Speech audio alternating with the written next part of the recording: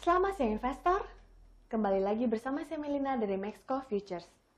Pada kesempatan kali ini kita akan membahas berita indeks saham, forex dan juga komoditas. Dimulai dari bursa saham Amerika Serikat yang berakhir bervariasi pada akhir perdagangan Jumat waktu setempat atau Sabtu waktu Indonesia Barat karena investor mempelajari rilis data laporan pekerjaan bulan Juli yang baru dirilis. Di sisi lain, kasus infeksi COVID-19 yang kian meningkat masih membayangi pergerakan bursa saham Wall Street. Sabtu 8 Agustus 2020, indeks Dow Jones Industrial Average naik 46,50 poin atau 0,17% menjadi 27.433,48. Sedangkan S&P 500 naik 2,12 poin atau 0,06% menjadi 3.351,28. Sebaik 8 dari 11 sektor utama S&P 500 ditutup lebih tinggi, dengan sektor keuangan naik 2,18% memimpin kenaikan. Sedangkan sektor teknologi merosot 1,56%, kelompok dengan kinerja terburuk. Indeks komposit Nasdaq turun 97,09 poin atau 0,87% menjadi 11.010,98. Dolar rebound dari posisi terendah 2 tahun setelah data non-farm payroll dirilis hari Jumat lalu. Laporan Departemen Tenaga Kerja Amerika Serikat menunjukkan non-farm payroll meningkat 1,76 juta pada bulan Juli, jauh lebih rendah daripada bulan Juni 2020 yang mencapai 4,8 juta. Namun, angka ini masih melampaui ekspektasi ekonomi dan analis yang hanya memprediksikan peningkatan sebesar 1,53 juta. Data ini menunjukkan bahwa pemulihan pekerjaan berlanjut meskipun kecepatan pemulihan melambat. Kemudian mendapatkan pekerjaan semakin lambat hingga adanya vaksin yang memungkinkan ekonomi untuk sepenuhnya dibuka kembali. Sementara itu, investor juga mengamati pembicaraan tentang paket stimulus Amerika Serikat yang baru.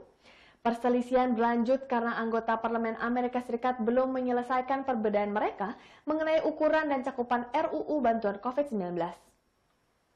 Presiden Amerika Serikat Donald Trump menekan surat keputusan untuk melanjutkan distribusi tunjangan pengangguran yang diperluas, kemudian menunda pembayaran pinjaman siswa hingga tahun 2020, dan memperpanjang moratorium federal untuk penggusuran, serta memberikan keringanan pajak gaji.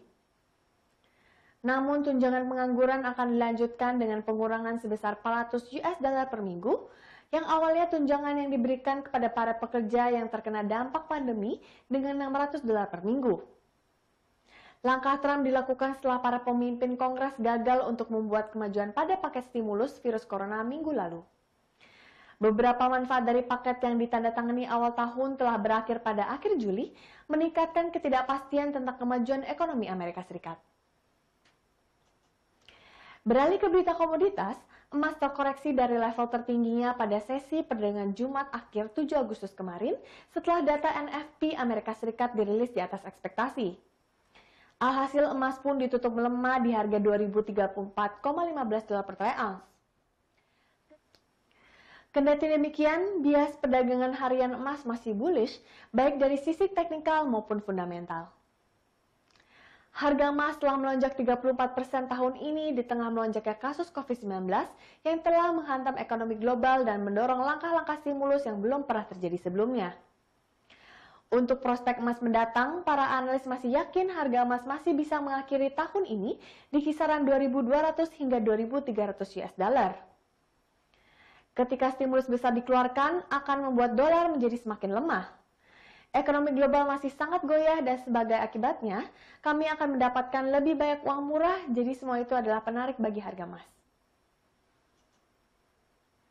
Sedangkan harga minyak mentah dunia naik pada perdagangan hari ini, peningkatan harga minyak didukung sentimen harapan kesepakatan stimulus fiskal dari pemerintah dan Parlemen Amerika Serikat, serta rencana Irak untuk memangkas produksi minyak. Untuk hari ini, harga minyak mentah berjangka Brent untuk pengiriman Oktober naik 40 sen atau 0,9% menjadi 44,8 dolar per barrel di London ICE Futures Exchange. Sementara itu, harga minyak mentah West Texas Intermediate untuk pengiriman September turun 73 sen atau 1,7% menjadi 41,22 dolar Amerika Serikat per barrel di New York Mercantile Exchange. Dari sisi produksi minyak, Irak berencana memangkas produksi sekitar 400.000 barel per hari pada bulan Agustus hingga September 2020 untuk mengompensasi kelebihan produksi dalam 3 bulan terakhir.